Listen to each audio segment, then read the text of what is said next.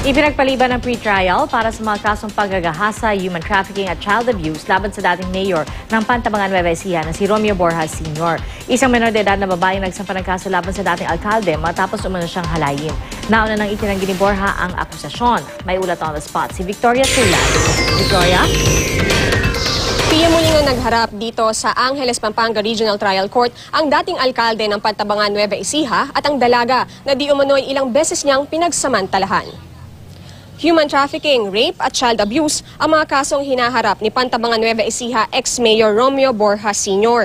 Ito ay matapos umano niyang paulit-ulit na pagsamantalahan ang isang menor de edad na babae mula April 2011 hanggang November 2012. Ayon kay Rosa, di niya tunay na pangalan, 15 anyos lang siya na mangyari ang insidente. Sumali raw siya sa Miss Teen Tourism ng Nueva Ecija at ipinakilala ng kanyang pinsan kay Borja. Bago pa maganap ang beauty pageant, na pagsamantalahan na raw siya ng dating alkalde.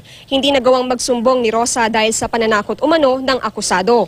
Kwento niya sa isang hotel sa Pampanga nangyari ang mga panggagahasa. Noong 2011, hinalay din siya ni Romeo Borja Jr., ang dating vice mayor ng Pantabangan. Sa pagdinig sa Angeles, Pampanga Regional Trial Court kanina, naghain ng motion to dismiss ang kampo ni Borja Sr. para sa kasong human trafficking. Binigyan ni Judge Bernardita Gabitan Erum ng pagkakataon ang prosekusyon at depensa para sumagot. Inilipat ang petsa ng pre-trial para sa 3 kaso sa 2 ng Abril. Pero hindi pinayagan ng hukom ang hiling ng depensa na pansamantalang manatili sa ospital ang akusado dahil sa kanyang sakit na tuberculosis. Sa halip, maaari raw ipasuri sa ospital si Borja Sr. pero ibabalik din agad sa kulungan matapos matingnan ng doktor. Ikinatuwa naman ng ina ni Rosa ang desisyon ng hukom. Bagaman nausog ang araw ng kanilang pre-trial, positibo raw siya na mabibigyan sila ng hustisya.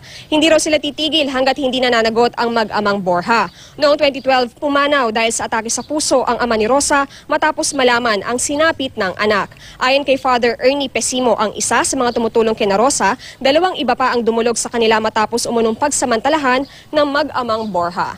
Pia, susubukan pa natin na makapanayam si Romeo Borja Sr. para naman sa kanyang panig, pero dati ay naigiit na niya na inosente siya sa mga kasong ito. Pia? Maraming salamat, Victoria Tulad.